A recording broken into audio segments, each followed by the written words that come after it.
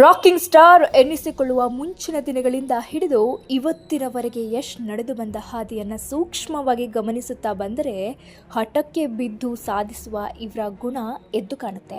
ಆರಂಭದ ಒಂದಷ್ಟು ಸಿನಿಮಾಗಳು ನಿಲ್ಲದಿದ್ದಾಗ ಯಶ್ ಕತೆ ಮುಗೀತು ಅಂತ ಗಾಂಧಿನಗರದ ಜನ ಮಾತಾಡಿಕೊಂಡಿದ್ರು.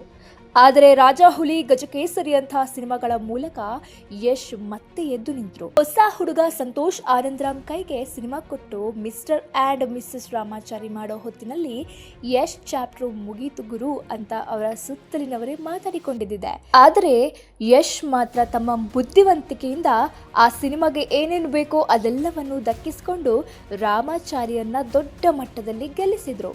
ಒಂದರ ಹಿಂದೆ ಒಂದು ಹಿಟ್ ಸಿನಿಮಾಗಳನ್ನು ನೀಡುತ್ತಾ ಕಲೆಕ್ಷನ್ ವಿಚಾರದಲ್ಲೂ ಗೆದ್ದು ಬೇಕಿದ್ರು. ಇನ್ನು ಇಲ್ಲಿನ ಜನ ಅಭಿಮಾನದ ವಿಚಾರವಾಗಿ ಒಬ್ಬರನ್ನೊಬ್ರು ಕಾಲೆಳೆದುಕೊಂಡು ಕಿತ್ತಾಡೋಕ್ಕಿಂತ ಗಡಿ ದಾಟಿ ಹೆಸರು ಮಾಡಬೇಕು ಅಂತ ನಿರ್ಧರಿಸಿ KGF ನಂತ 5 ಭಾಷೆ ಸಿನಿಮಾದ ಮೂಲಕ ತನ್ನ ವ್ಯಾಪ್ತಿಯನ್ನ ವೃದ್ಧಿಸಿಕೊಳ್ಳುವತ್ತ ಯಶ್ ಗಮನ ಹರಿಸಿದ್ರು. KGF ಸಿನಿಮಾದ ಮೂಲಕ ಇಡೀ ಭಾರತವೇ ಒಮ್ಮೆ ಕನ್ನಡದ ಇಂಡಸ್ಟ್ರಿಯ ಕಡೆ ತಿರುಗಿ ನೋಡುವಂತೆ ಮಾಡಿದ್ರು. ಇಂಥ ಯಶ್ಗೆ ಇವತ್ತು ಚಿನ್ನದಂತ ಬೇಡಿಕೆ ಇದೆ. ಯಶ್ ಜೊತೆ ಒಮ್ಮೆಯಾದರೂ ಕೆಲಸ ಮಾಡಬೇಕು ಎನ್ನುವ ಅಪಾರವಾದ ಆಸೆ ದಕ್ಷಿಣದಿಂದ ಉತ್ತರದವರೆಗೂ ಅನೇಕರಲ್ಲಿದೆ. ಯಶ್ ಅವರ ನೇಮು ಫೇಮುಗೆ ಕೈಗನ್ನಡಿ ಎಂಬಂತೆ ಅಂಬಾನಿ ಅಂತ ಕರೋಡುಪತಿ ಮಗನ ಮದುವೆಯಲ್ಲಿ ಕನ್ನಡ ಚಿತ್ರರಂಗದಿಂದ ಭಾಗಿಯಾದ ಏಕೈಕ ಸ್ಟಾರ್ ಎಂಬ ಹೆಗ್ಗಳಿಕೆಗೆ ಕೂಡ ಯಶ್ ಪಾತ್ರರಾಗಿದ್ದಾರೆ. ಅಭಿಮಾನಿಗಳ ಎದೆಯುಬ್ಬಿಸಿದ್ದಾರೆ.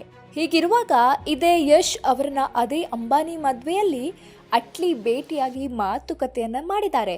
ಅಭಿಮಾನಿಗಳು ಖುಷಿ ಪಡಲು ಇದಕ್ಕಿಂತ ಕಾರಣ ಬೇಕಾ? ಹೀಗಾಗಿಯೇ ಚಿಕ್ಕ ವಿಡಿಯೋವೊಂದನ್ನ ಕಣ್ಣು ಮಿಟುಕಿಸದೆ ಕಣ್ತುಂಬಿಕೊಳ್ಳುತ್ತಿರುವ ರಾಕಿ ಫ್ಯಾನ್ಸ್ ಮನದೊಳಗೆ ಏನೇನೋ ಲೆಕ್ಕಾಚಾರವನ್ನ ಹಾಕ್ತಾ ಇದೆ. ಮೆರ್ಸಲ್, ಬಿಗಿಲ್, ಜವಾನ್ ಹೀಗೆ ಒಂದಕ್ಕಿತ್ತೊಂದು ಅದ್ಭುತಗಳನ್ನು ಸೃಷ್ಟಿಸಿದ ಡೈರೆಕ್ಟರ್ ಅಟ್ಲಿ ಅಂಬಾನಿ ಮದುವೆಯಲ್ಲಿ ಯಶ್ ಅವರಿಗೆ ಕಥೆಯೊಂದನ್ನು ಹೇಳಿರಬಹುದಾ ಎಂಬ ಚರ್ಚೆಯನ್ನ ಯಶ್ ಫ್ಯಾನ್ಸ್ ಸಾಮಾಜಿಕ ಜಾಲತಾಣದಲ್ಲಿ ಚರ್ಚೆ ಮಾಡ್ತಾ ಇದೆ. ಭವಿಷ್ಯದಲ್ಲಿ ಯಶ್ಗೆ ಅಟ್ಲಿ ಆಕ್ಷನ್ ಕಟ್ ಹೇಳಿದರೂ ಹೇಳಬಹುದು ಎಂದು ಸಂಭ್ರಮಿಸುತ್ತಿದೆ. ಸದ್ಯಕ್ಕೆ ಈ ವಿಡಿಯೋ ಸಾಮಾಜಿಕ ಜಾಲತಾಣದಲ್ಲಿ ವ್ಯಾಪಕವಾಗಿ ವೈರಲ್ ಆಗ್ತಾ ಇದೆ. ಬಗೆಬಗೆಯ ಅಭಿಪ್ರಾಯಗಳು ಕೂಡ ವ್ಯಕ್ತವಾಗ್ತಿವೆ. ಮಿಕ್ಕಂತೆ ಯಶ್ ಸದ್ಯಕ್ಕೆ ಟಾಕ್ಸಿಕ್ ಚಿತ್ರದ ಗುಂಗಿನಲ್ಲಿದ್ದಾರೆ. ಗೀತು ಮೋಹನ್ ದಾಸ್ ಈ ಚಿತ್ರಕ್ಕೆ ಆಕ್ಷನ್ ಕಟ್ ಹೇಳ್ತಾ ಇದ್ದಾರೆ. KVN ಪ್ರೊಡಕ್ಷನ್ಸ್ ಜೊತೆ ಸೇರಿ ಖುದ್ದು ಯಶ್ ಈ ಚಿತ್ರಕ್ಕೆ ಬಂಡವಾಳ ಹೂಡ್ತಾ ಇದ್ದಾರೆ.